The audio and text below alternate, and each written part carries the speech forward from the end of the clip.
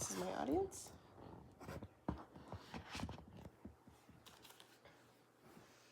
My name is Marilyn Fisher, and I'll be doing my speech on the values of getting 8 hours of sleep.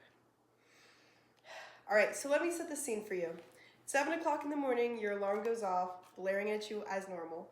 You turn it off, maybe hit snooze once, twice, or even 3 times. You're ready for your day.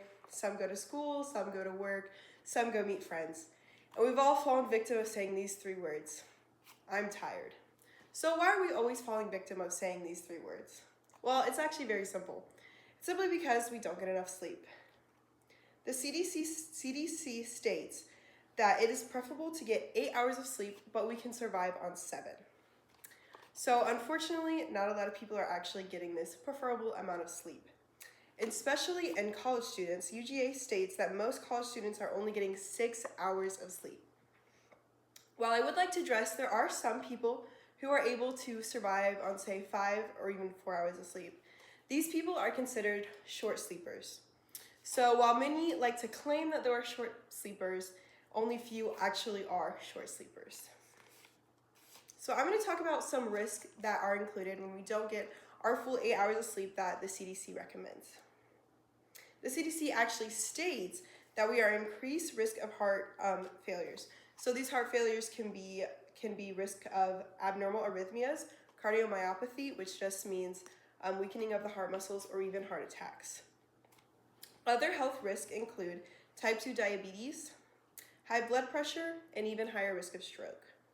So I've named 4 health risks that all include us, but I'm going to name some health risks that include other people in our decision to not get 8 hours of sleep. Harvard actually states that because of drowsy drivers, 328,000 motor vehicles happen every single year. So this decision to not get enough sleep, like I stated, not only affects us, but can affect the people around us.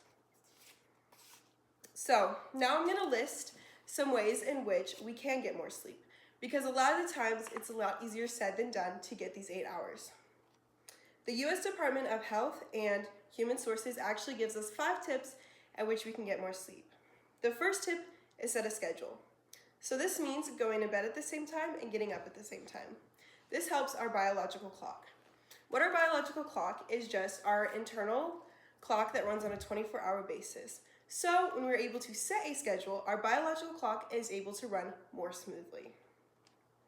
Another way that we can help improve our sleep is by having our room be dark and all lights be off. So this includes lights from our phone. So while it may be hard to not fall asleep with our phone directly in our face, it's actually recommended that 30 minutes before we go to bed, that our phone is away from us and there's no blue light. When this blue light is on us, then our eyes think that we're supposed to be awake and alert. So this is why our phone should be away from us whenever we are sleeping. Next, we're supposed to have no caffeine in the afternoon or even late evening. This helps our body know that we are supposed to be winding down for the day instead of getting up. And finally, exercise regularly. So it's actually important what time we exercise regularly in the day. So instead of exercising late at evening or even sometimes late afternoon, if we choose to exercise in the morning, it helps our bodies to be able to fall asleep at night. So at the beginning of this speech, I said ways in which we are at risk. But I'm now going to move on to showing ways in which 8 hours of sleep can actually help us.